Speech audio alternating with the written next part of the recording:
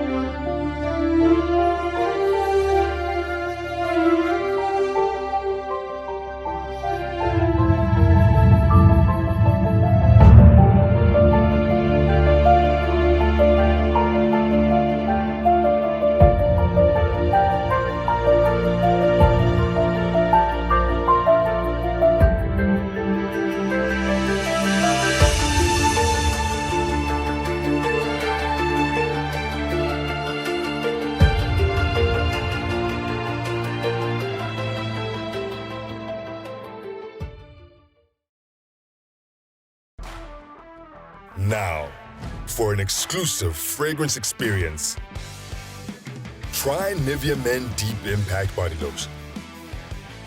With a long-lasting woody fragrance, deep moisture, and a fresh skin feel. Make an impact with Nivea Men Deep Impact. Nivea Men, it starts with you. Those iconic pictures tells you what the World Cup is all about. You saw South Africa 2010, Vuvuzela, and all that. On that note, let me welcome Tony to the show. Tony, welcome to Sportsville. Thank you so much, George, and of course, welcome to our studio. I say that every World Cup, leaves its own legacy, and indeed, the Qataris are going to do something wonderful. Of course, as it is now, there are so many things, and of course, in the course of this program, we'll be telling you a lot that the Qataris have lined out, for the World Cup. All right, the Qataris will have something to show the world. South Africans had something to show the world, and we talked about Vuvuzela when you talk of the only World Cup that took place in Africa. This time it is going to Asia, and Qatar is set to showcase what they have in stock. Matthew, welcome to Sportsville. Yes, feels great to be here. Absolutely, Qatar is a destination as we speak for Nigerians who can only sit back and also watch the Mundial from our respective homes. But for Qatar, I think if there is something to look forward to, is just infrastructure. Because if you look at some of the stadium that will be hosting some of these games, you want to say these are top stadiums that the rest of the world will definitely be looking forward to see. So it feels good to be here. All right, the world would definitely want to see what Qatar will put up, and Matthew has rightly pointed out, if there's anything to really look out for, it is the infrastructure that Qatar is putting up. Fantastic stadium, and Cameroon said they will make very good use of that stadium to win the World Cup for Africa for the very first time. And one man that is very confident is Eto'o Fields himself, chairman of Cameroon FA. Tony. George, that's very, very... Is it optimism carried too far? I don't think so. It's loud anyway, but then at least Eto'o, everybody knows him in the world, and of course what he brought, to Cameroon. But I must say that, talk about the indomitable Lions, there are so many other oppositions lying their way, and of course, I think they are still in the same group with Brazil. So it's really going to be... It doesn't matter. It's really going to be... The Lions will defy Brazil. It's really going to be a journey too far, George, if you ask me. Okay, jolly too far.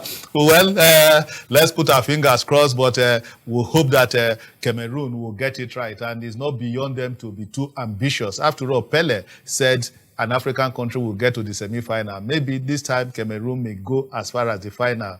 But then the same Pele is saying that it is going to be Brazil's World Cup, that he sees his country winning it for the sixth time. Another optimism on the part of Pele this time, Matthew. Absolutely. What else do you expect? You expect Pele to definitely queue behind his nation winning the tournament for the sixth time. But for the Brazilian side, if you look at the setup and a couple of young players in the stead, you want to say if they are able to keep the level of concentration that is needed, I think Brazil have a good team that should be able to fancy their chances. But for persons, they believe that it is a tournament that Argentina should be able to also look at it and also ensure that they do something that the rest of the world will be proud of.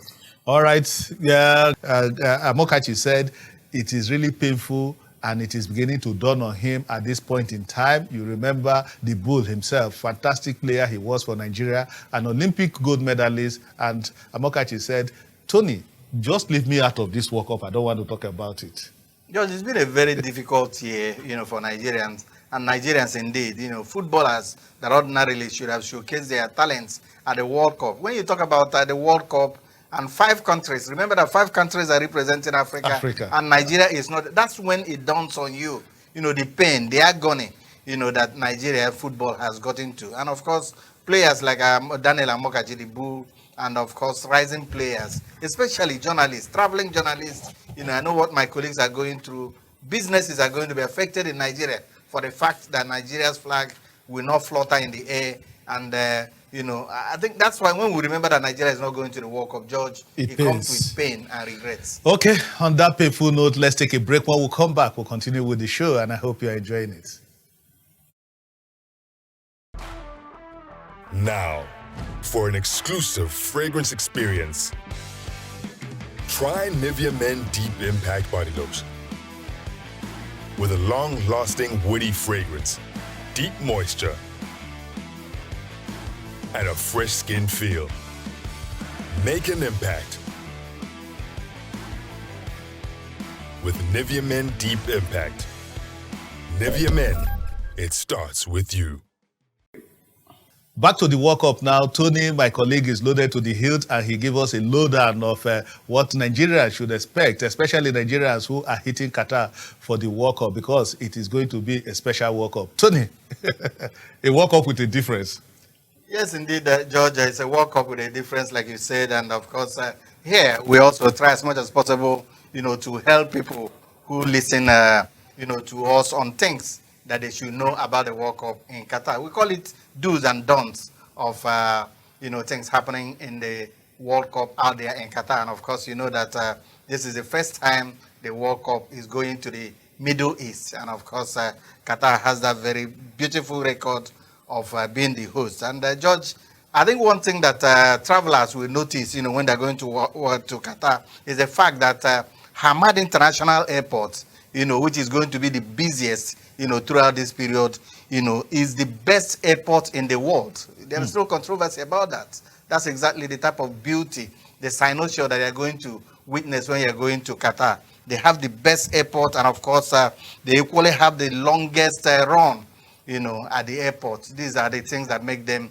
when you talk about the architecture, the signature of beauty that the Qataris use in decorating their airport is going to hit any traveler that is coming. And indeed, when you talk about travelers, the first document, remember that when you're going for the World Cup, you must have a hire card. And that card is really very important, whether you are going as a player, whether you are going as an official or as a journalist. And indeed, for journalists, that hire is also their visa. So it is very, very important that when you are going, you must print out that hire. And indeed, another interesting fact is that Qatar is the second flattest country in the world.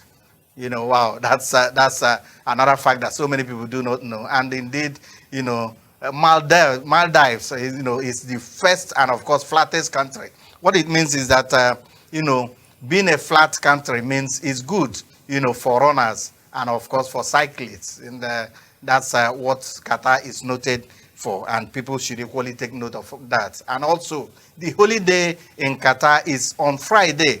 What it means that Friday and Saturdays, there are no businesses, and of course, banks and so many other things are closed. Those travelers who are traveling should take consideration into that so that they plan themselves well and then, do some things so that you do not run into trouble. And also, for some of us that when they travel with bitter cola in large quantities. Please, bitter cola is going to be a sort of exhibit, when you carry it in very large quantities. And also, greeting.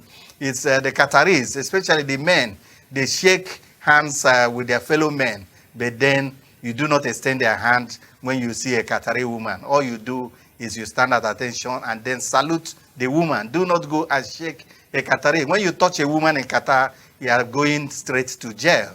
This is a very, very important thing, for people to know. And of course, we also talked about that homosexualism, it's something that is outlawed in Qatar, so people do not do that. And of course, when you are entering their mosque, you must take off your shoes while entering the mosque in Qatar. And also, there's a guest room that they call Majlis. If you're going into their guest room, you must put off your shoes. And also, don't make the mistake, like we do in the Western world, you see security men, and then you go and snap pictures with them. If you do that, you are not coming back to wherever you are coming from. So stay away from police installations, security installations, and then so that you can also come back, successfully. And also remember that alcohol is outlawed. There are some certain places that are going to sell beer, very restrictive, and then do not go there to say they are going to smoke or going to drink. I remember some of them, George. You have been to World Cups, where we do so many things in our other. Tony, you can go now on and on, but Yes. I can touch you here at least. We are not in Qatar already. Can't I touch you? No, you can touch me. You dare not try it. In Qatar. All right, Tony, thank you so much for this lowdown. Let's take a break. When we come back, we'll now look at the World Cup without Nigeria. Very painful indeed. My name is Gloria Bona, super fat defender. Keep watching Sportsville.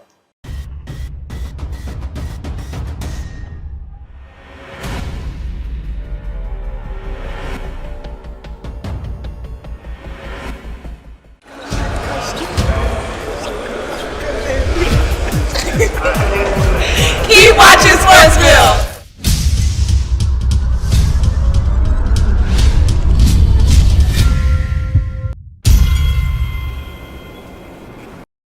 Welcome back now. We're still talking about Qatar 2022 World Cup. 7 days to go. And I hope my colleague Tony Bani, when he gets to Qatar, will come back in one piece. And one other Nigerian journalist that will definitely be there is the veteran himself. KS will call him Kunle Solaja. He has been to virtually all the World Cups. In the last how many decades now? And KS is warming up. In fact, he will be leaving in a couple of days' time now. Let him share his thoughts with us via Zoom before he leaves for Qatar. Let's start now by welcoming the veteran himself, Kunle Solaja. Hello, Kunle. How are you doing today? It's a pleasure joining you. World Cup without Nigeria, what are the implications? There is really, looking at it sports-wise, not a big deal in the sense that we've had bigger teams not qualify for the World Cup before. In fact, we have had past champions not even qualifying.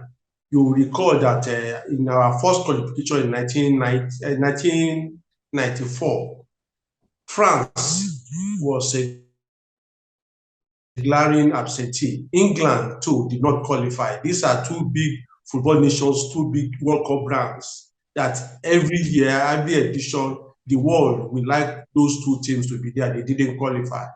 France, if you also look at Russia 2018, Italy, multiple winners in the past, they were absent. So it's really not a big deal, but as a Nigerian, one feels pain. Pain in the sense that our life seems to be revolving around football. KS, what are the possible lessons that Nigeria can learn from not being in Qatar? There are many lessons to be learned. It's not just the World Cup, but whether we like it or not, our football level, our football standard is going down. When last has a Nigerian club got into the group stage of the lead club competition in Africa, the Cup of Champions? In the next couple of months now, we'll be in 2023. It will be the first, it will be the 20th anniversary of Nigeria's first win of the Champions Cup. And then we won the second time, and then no show. The Confederation Cup has been very, very elusive to Nigerian teams, where we only hope that maybe Rivers United will be able to do something. Okay, before we let you go, what do you think are the chances of the African representative? With Nigeria not there, we are ordinarily supposed to be Africa's number one flag bearers, but we are not there. Ghana, Cameroon, Senegal. What are the chances of the African flag bearers? I sincerely pray that what happened in 2018 will not repeat itself. For the first time in 2018, no African team was able to move beyond the group stage, as all of them crumbled. It has never happened since 1986 World Cup. I hope this time around, all of us are looking forward to see Senegal, especially, being the most prepared or the strongest African team going to the World Cup. So we are hoping Senegal will be able to perform. But the recent injury inflicted on Sadio Mane is really, I mean, give some of us a little concern. But we only hope that his presence in the team, because he's named in the 23-man squad, we hope that his presence in the team will be able to activate and motivate the rest of the players to do very well, just like they did 20 years ago when they first qualified for the World Cup, and they became the first African team to get to the quarterfinal of the World Cup at their first attempt. Thank you, KS, for your time with us today. We really, really appreciate it, and we wish you the very best out there in Qatar, and we hope that you come back in one piece. Oh, thank you very much. It's always a pleasure to be with you at Sportsville. Tony, you had a Kunle Solaja there. Yes, George, Kunle Solaja, my roommate in most of the World Cups that we have covered together, and perhaps he's going to be my roommate again in Qatar. Versatile, very experienced, very intelligent once it comes to sports, and of course with dates. He has spoken. For one who knows, I think that Nigerians should also rise up so that our football can also rise up.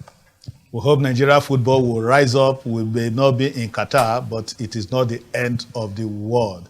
Let's take a break now. When we come back, we'll continue with the show. I'm Barrister Sajo Mohammed, the Chief Executive Officer of the Nigerian National League. I enjoy watching Sportsville every week, so stay tuned with them.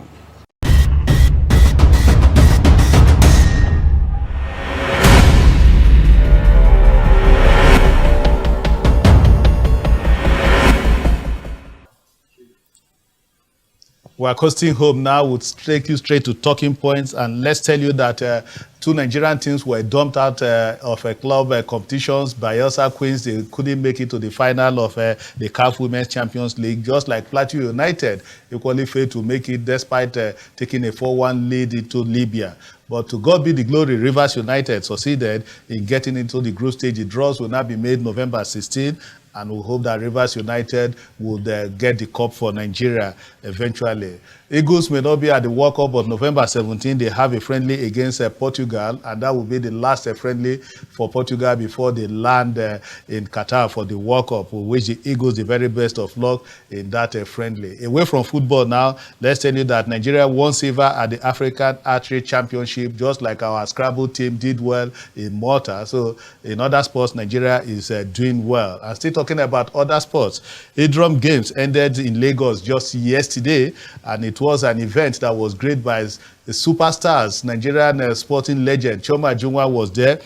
She is Nigeria's only Olympic gold medalist, and other gold medalists. Tijani Babangida was equally there alongside Dan the Bull Amokachi. In fact, Dan played in a friendly that saw ex-Eagles take on Adron Homes Contractors, and he scored a beautiful penalty to the delight of fans. And the GMD of Adron Homes, talk about Emmanuel Are Adetola Emmanuel King, said it was nice hosting this legend at this year's game, and he assured that Idron Games will continue to grow bigger and bigger. Away from Idron host now, let's talk about Nigerian League. This is a big area, one problematic area. With the league start this year, IMC will next week be hosting the clubs in a meeting in Abuja to decide whether the league will hold this year or not. Matthew, a quick one. Do you see the league starting this year? I don't think so. If you look at the way things stands at the moment, it's almost Christmas and other leagues are already on break. The World Cup would definitely take the shine off whatever we want to do. I think we should just seize this opportunity, put our house in order. Yes, and ensure that we start a proper league come 2023. And one man that wants us to put our league in order is Chief Mike Ume, former acting president of Nigeria Football Federation. He spoke to us exclusively. Let's hear Mike Ume share his thoughts with us now on Sportsville. The league has to come back, and then we have to have people to buy into the management of the league and then sponsor it, because before you have a good league, there must be some sponsors. They need money, honestly speaking. Now they have new NFF. They should look into it. Our league should be strengthened, because the league that is the bedrock of the Super Eagles. Well, as far as I'm concerned, Ibrahim Guzo is a very humble fellow. And when you are humble, good things come to you. Ibrahim Guzo has been chairman of chairmen for 8 good years. And before then, he was the Zamfara FA. So he has a wealth of experience to make this a new NFF thrive. And then my advice to him is to make sure he carry people along with him, and make sure there's a true reconciliation committee to reconcile whoever is aggrieved. Because without doing that, you find out that people will pray for your downfall. And then more to that, you should have people in committees, more of a professional people in committees to assist him to ensure that his leadership will be a fruitful one. And then lastly, but not the least, all committees should work.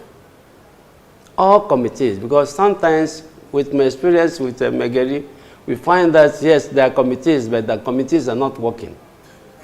But I pray that Guzo will look at those things. He has been in the system. He knows he wants to take. He knows he wants to improve on. This is my advice to Ibrahim Guzo. We're coasting home now, and let's tell you that as usual, it's Super Sunday. Despite the fact that we'll have just 7 days to the World Cup, action continues in the EPL. Fulham up against Man U. That game comes up by 5:30 p.m. That will be the last game before players now settle down for Qatar. And then in Serie A, Roma up against Torino, 5 p.m. Milan up against Fiorentina, 6 p.m. And Juve, the old ladies, will be up against Lazio by 8 p.m. And I hope that players will not sustain injury from these games before they hit Qatar for the World Cup. That's the show today, but let me say a big thank you to my colleague Tony Wokomabani for being part of it. Tony, thank you so very much. Thank you so much, George. It's a pity that Super Eagles are done training materials for World Cup bound countries. All right, Super Eagles are training materials. And Matthew, thank you for being part of the show today. Well, it's good that we're not going to the World Cup. We hope that we'll put our house together, the lessons, and ensure that we'll come stronger for subsequent editions. We hope that we'll get it right when the next World Cup will be taking place. And I hope that Tony, my colleague, will come back from Qatar in one piece. We'll see you next week. Bye-bye and God bless.